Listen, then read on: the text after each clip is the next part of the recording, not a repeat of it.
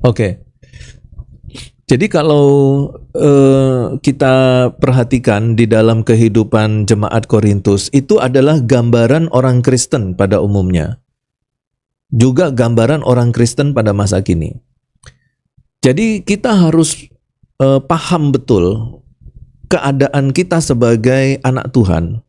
Pada waktu kita itu berubah status kita dari hamba dosa menjadi hamba kebenaran, dari budak iblis menjadi hamba Tuhan, dari anak-anak iblis itu menjadi anak-anak Allah, maka kita mengalami dua hal yang berkaitan dengan status dan kondisi.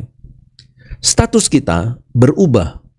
Kalau sudah status, itu sesuatu keadaan yang kita alami, yang kita miliki, yang tidak akan berubah lagi karena sudah status. Itu artinya sudah mantap menetap. Itu status. Nah, status kita adalah dari anak-anak dunia ini menjadi anak-anak surgawi, anak-anak Allah. Nah, status kita sebagai anak Allah ini kemudian memiliki efek rohani atau memiliki impartasi rohani, memiliki dampak rohani. Apa dampak rohaninya?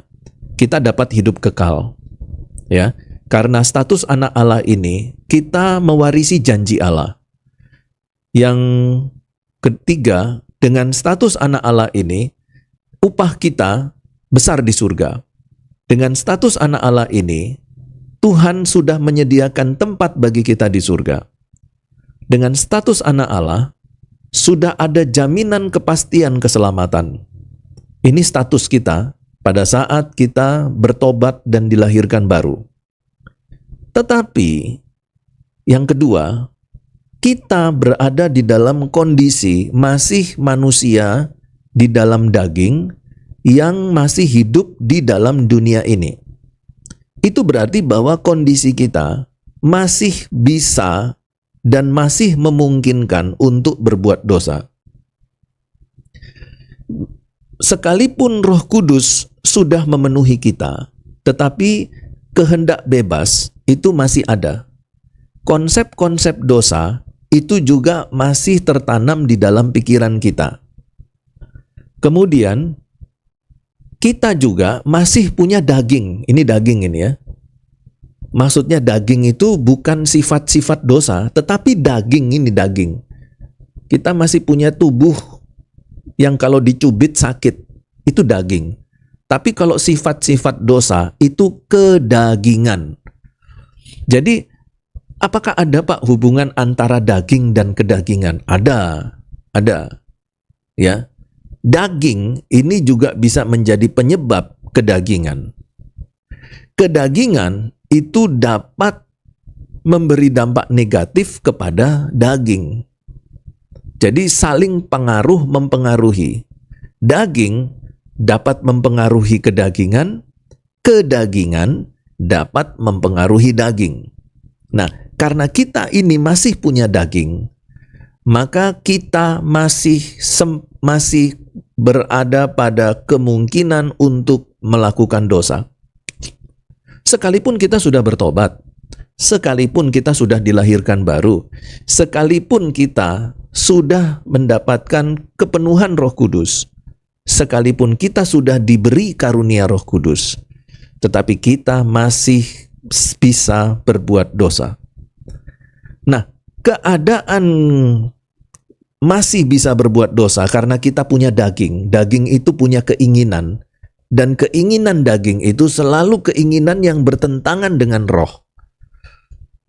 Jadi, kalau kita masih hidup di dalam tubuh jasmani kita itu selalu menentang roh. Makanya Tuhan Yesus katakan, roh memang penurut, tetapi daging itu lemah. Ya, jadi kalau kita tidak mau memiliki keinginan daging, ya berarti kita nggak boleh punya daging. Ya, kalau kita tidak punya daging, ya berarti mati. Ya, jadi selama kita masih hidup, kita masih punya kemungkinan berbuat dosa. Bukan berarti kalau seorang yang sudah diurapi Roh Kudus, sudah dapat karunia roh, itu sudah tidak bisa berbuat dosa lagi. Bukan. Kita masih bisa berpeluang untuk melakukan dosa. Loh, kok bisa, Pak? Bapak ngomong itu apakah hanya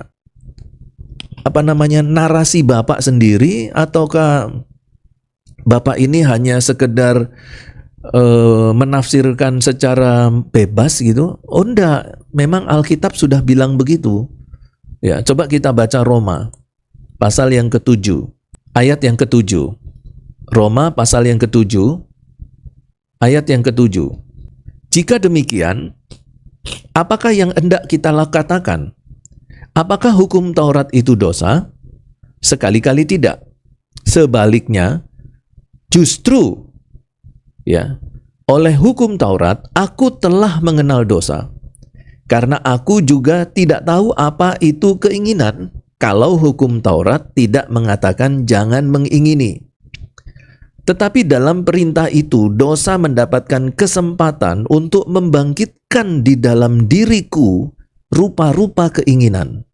Jadi Paulus itu mengaku, Paulus juga menyadari bahwa dalam tubuh jasmaninya itu ada banyak rupa-rupa keinginan. Sebab tanpa hukum Taurat dosa mati.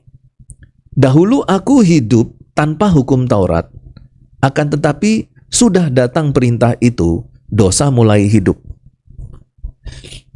Nah, ini nanti kapan-kapan kita bicarakan hubungan antara hukum Taurat dengan dosa. Kok seolah-olah hukum Taurat itu membuat kita jadi banyak berdosa gitu ya? Bukan. Jadi Paulus sama sekali tidak mempunyai maksud seperti itu ya. Bahasanya sepertinya kalau kita tangkap seperti itu. Gara-gara hukum Taurat saya jadi berdosa.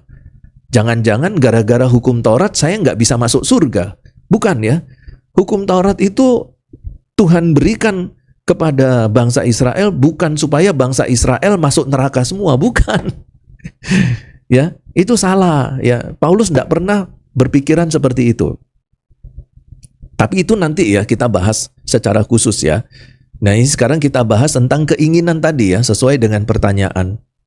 Jadi hukum Taurat adalah kudus dan perintah itu juga adalah kudus, benar dan baik. Nah, itu perhatikan. Hukum Taurat itu nggak salah. Ya, hukum Taurat itu kudus, perintah itu juga kudus, benar, baik. Jika demikian, adakah yang baik itu menjadi kematian bagiku? Sekali-kali tidak. Tetapi supaya nyata bahwa ia adalah dosa, maka dosa mempergunakan yang baik untuk mendatangkan kematian bagiku. Wah, itu jelas ya. Oh, Pak Ronald jelas. Oh, saya masih bingung, Pak. Yang nanti gampang lah ya, nanti saya jelasin. Supaya oleh perintah itu dosa lebih nyata lagi keadaannya sebagai dosa. Ayat 14, sebab kita tahu bahwa hukum Taurat adalah rohani, tetapi aku bersifat daging, terjual di bawah kuasa dosa. Perhatikan, Paulus masih bersifat daging, terjual di bawah kuasa dosa. Nah, beberapa penafsir yang mengomentari Roma pasal 7 itu terbagi menjadi dua kelompok. Kelompok yang pertama mengatakan bahwa pengakuan Paulus dalam Roma pasal yang ke-7 itu bukan pengakuan pada saat Paulus sudah menjadi rasul, tetapi pada saat Paulus sebelum menjadi rasul. Jadi keinginan-keinginan dosa yang muncul di dalam tubuh Paulus itu adalah keinginan-keinginan dosa yang terjadi sebelum Paulus menjadi rasul. Tetapi ketika Paulus menjadi rasul, sudah menjadi rasul, di dalam tubuh kedagingannya itu tidak ada lagi keinginan dosa. Nah, itu pendapat yang pertama. Pendapat yang kedua mengatakan bahwa pengakuan Paulus berkaitan dengan keinginan dosa di dalam dagingnya itu adalah pengakuan yang dia nyatakan pada saat dia sudah menjadi rasul. Jadi maksudnya gimana itu? Jadi sekalipun Paulus itu seorang rasul, tetapi Paulus juga mengakui bahwa dia juga sering berbuat dosa. Kenapa kok Paulus masih sering berbuat dosa? Karena Paulus masih punya daging. Masih punya tubuh daging. Nah, tubuh daging ini memunculkan keinginan dosa. Gitu. Nah, sama seperti yang kemudian dirumuskan oleh Yohanes Calvin, seorang reformator kita. Yohanes Calvin katakan bahwa ketika seseorang dilahirkan kembali, dia mengalami dua hal. Statusnya berubah menjadi anak Allah, tetapi kondisinya masih manusia berdosa. Artinya, sekalipun dia sudah menjadi anak Allah, dia masih mungkin untuk berbuat dosa. Nah, kemudian ayat yang ke-16, ayat yang ke-15, sebab apa yang aku perbuat, aku tidak tahu. Bayangkan, dia sebagai seorang rasul, dia melakukan sesuatu, dia tidak tahu. Sebab apa yang aku perbuat, aku tidak tahu. Karena bukan apa yang aku kehendaki yang aku perbuat, tetapi apa yang aku benci, itu yang aku perbuat. Jadi di dalam dirinya sebagai seorang rasul, Paulus itu selalu bergumul setiap hari. Karena di satu sisi, Paulus ingin tetap hidup di dalam kekudusan. Tetapi karena Paulus juga masih punya tubuh jasmani, Paulus juga masih punya keinginan untuk berbuat dosa. Nah, di dalam ayat yang ke-16, ayat yang ke-17, Paulus mengatakan bahwa ayat yang ke-15 dan 17, Paulus mengatakan bahwa yang aku benci, yaitu berbuat dosa, justru itu yang aku lakukan. Coba perhatikan ya, ayat 15. Kita baca sekali lagi. Ya, Roma 7 ayat 15. Sebab apa yang aku perbuat, aku tidak tahu. Karena bukan apa yang aku kehendaki yang aku perbuat, tetapi yang aku benci, itulah yang aku perbuat. Apa yang Paulus benci? Berbuat dosa. Tapi justru itu yang Paulus lakukan, yaitu berbuat dosa. Sekalipun dia tahu bahwa Paulus harus menjaga kekudusan hidup, tetapi toh dia masih jatuh dalam dosa. Lalu ayat yang ke-16. Jadi, jika aku berbuat apa yang tidak aku ketahui, aku menyetujui bahwa hukum Taurat itu baik.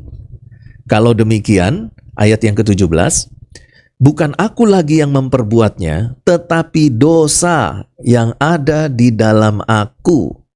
Jadi Paulus ingin katakan ayat 16, pada waktu aku berbuat dosa, bukan hukum Taurat penyebabnya, tetapi dosa itu yang sudah ada di dalam tubuh jasmani, itu yang membuat Paulus itu berdosa. Gitu. Bukan karena hukum Tauratnya, bukan. Tapi karena Paulus masih hidup dalam tubuh jasmaninya. Ayat 18, sebab aku tahu bahwa di dalam aku, yaitu, perhatikan, di dalam aku sebagai manusia. Di dalam aku sebagai manusia, masih tubuh jasmani ya, tidak ada sesuatu yang baik. Sebab kehendak memang ada di dalam aku, ya, itu kehendak untuk hidup di dalam kekudusan. Tetapi juga ada kehendak untuk melakukan dosa. Tetapi bukan hal berbuat apa yang baik. Sebab bukan apa yang aku kehendaki, yaitu yang baik, yang aku perbuat, melainkan apa yang tidak aku kehendaki, yaitu yang jahat, yang aku perbuat. Jadi perhatikan, tadi pertanyaannya, kalau orang Korintus itu, jemaat di Korintus itu dapatkan banyak karunia, jangan-jangan bukan dari Roh Kudus, Pak. Masakan orang yang punya karunia Roh Kudus kok masih berbuat dosa? Bisa. Ya, walaupun dia sudah punya karunia Roh Kudus, dia masih bisa berbuat dosa. Bisa, sangat bisa. Gitu. Ya karena tadi itu ya. yang tadi sudah kita baca dan sudah saya jelaskan. Jadi kalau ada seorang pendeta, jangan kamu pikir, oh pendeta ini sudah punya karunia rohani banyak ya. Dia bisa worship leader, dia bisa bawakan firman Tuhan, dia juga bisa bawakan PA, dia kalau berdoa orang sembuh, tapi dia masih marahin istrinya. Ya, dia masih emosional, mudah marah. Bahkan kalau marah itu sampai meluap-luap ya, sampai gebrak-gebrak meja. Tapi habis gitu minggu depannya dia khotbah. Kok bisa ya Pak? Ya bisa. Wong dia masih hidup di dalam daging kok. Ya bisa-bisa saja. Begitu. Jadi sama dengan kita. Ya, kita nggak ada bedanya dengan jemaat di Korintus. Kita bisa dapat karunia-karunia roh. Kita sadar bahwa Roh Kudus itu sudah memenuhi hidup kita. Tapi jangan lupa, ada dua hal di dalam hidup kita yang memungkinkan kita masih berbuat dosa. Satu, kita masih punya kehendak bebas. Dua, kita masih hidup dalam tubuh jasmani, dalam daging. Dan tadi dikatakan dalam bacaan firman Tuhan, daging inilah yang bisa memicu kita berbuat dosa. Begitu. Nah, dalam konteks ini, maka ada pertanyaan yang bisa dijawab. Apa pertanyaannya, Pak? Ada anak-anak remaja, anak-anak pemuda itu tanya, Pak Ronald, kalau kita pacaran itu boleh enggak Pak berciuman? Tergantung ciumnya apa. Ya kalau cium dompet kita boleh. Say, boleh enggak say aku cium kamu? Oh boleh, nih ada dompetku, cium aja dompetku. Ya. Tapi jangan dompet dong say. Kamu yang ingin aku cium. Oh boleh. Cium itu ada batasnya, ya. Dahi ke atas, dengkul ke bawah itu boleh dicium. Jadi kalau mau cium atas di sini ya boleh. Mau cium jempol kaki juga boleh, ya. Tapi kalau mau cium pipi, nenek bilang itu berbahaya. Waduh Pak, Bapak ini kuno. Sekarang ini ndak zamannya Pak cium pipi Pak. Lalu terus cium apa? Cium cocor bebek Pak. Maksudnya cocor bebek itu gimana sih? Gini loh Pak. Oh gitu ya. Ya Bapak ini kuno. Masa cium aja nggak tahu. Terus ada juga yang tanya begini, Pak, kalau pacaran itu boleh nggak Pak kita pegang tangan pacar kita? Nggak usah cium deh Pak. Kalau cium itu kan aduh gimana gitu ya. Kan kalau cium itu kan nggak boleh di tempat terang Pak. Harus di tempat gelap.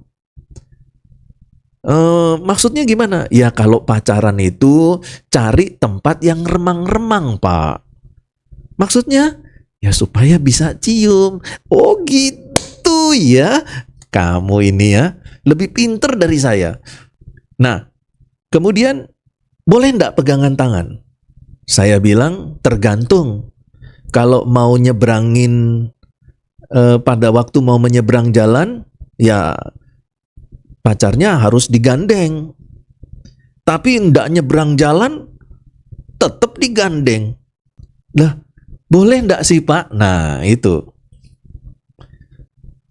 Ini jangan Alkitab dulu ya yang menjawab. Ada lagu yang menjawab.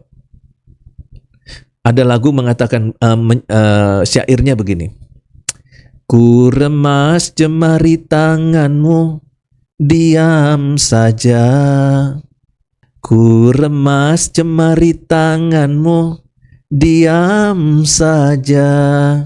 Terus kemudian, cinta ketemu cinta, panas membara, senang betul. Rindu ketemu rindu, tegangan tinggi, tinggi sekali.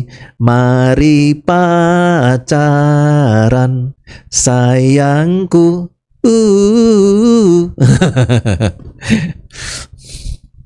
Jadi kalau pacaran itu rindu ketemu rindu, tegangan tinggi, tinggi sekali sampai korslet. Ya. Akhirnya apa? Cinta ketemu cinta, rindu ketemu rindu, tegangan tinggi. Ya sudah, terjadilah pertandingan sepak bola antara Indonesia melawan Bahrain. 2-2. Waduh, padahal sebenarnya bisa menang 2-1. Duh, kecolongan di detik-detik terakhir. Aduh, saya jadi sedih karena saya harus tidur 1:30 hanya untuk melihat antara Indonesia dengan Bahrain. Ya, jadi gini, kenapa orang pacaran itu nggak boleh pegangan tangan? Karena ternyata di jari-jari kita ini ada saraf-saraf tertentu. Di jari kita ini ada saraf yang kalau saraf ini dirangsang, distimulasi, dia akan membangkitkan yang namanya libido. Jadi kalau saraf-saraf di tangan ini dirangsang, dia akan membangkitkan satu keinginan yang disebut dengan keinginan libido. Nah, keinginan libido ini adalah keinginan untuk menikmati rasa puas ketika bersentuhan dengan lawan jenis. Dan libido ini nanti dia akan memunculkan satu keinginan yang disebut dengan orgasme. Dari orgasme, dia akan melanjutkan dengan aktivitas berhubungan secara fisik. Jadi, dengan hanya berpegangan tangan, dia akan menimbulkan libido, orgasme, dan hubungan fisik. Makanya kalau ada pendeta-pendeta memberi nasihat, kalau pacaran itu jangan pegangan tangan. Wah, Bapak pendeta itu kuno. Ya itu karena tadi yang saya barusan sebutkan, gitu loh. Jadi apalagi kalau yang memegang itu lawan jenis. Kalau sama-sama cewek, gandengan itu dari asrama putri mau ke kamar, mau ke ruang makan, gandengan, peluk-pelukan. Ya itu enggak masalah ya, selagi kalau dia bukan lesbi gitu ya. Tapi kalau yang teman-teman cowok itu dari asrama putra, peluk-pelukan masuk peluk-peluk gini maksudnya ya, peluk bahu gitu ya, masuk ke ruang makan, ya enggak masalah kalau itu hanya sekedar friendly. Tetapi kadang-kadang ada juga orang-orang yang dalam tanda petik punya rasa yang berbeda, memanfaatkan friendly itu untuk meningkatkan gairah libidonya. Nah itu bahaya. Makanya ada beberapa sekolah teologi itu yang melarang mahasiswa cowok dengan cowok bergandengan, berpelukan bahu, itu dilarang di sekolah teologi tertentu.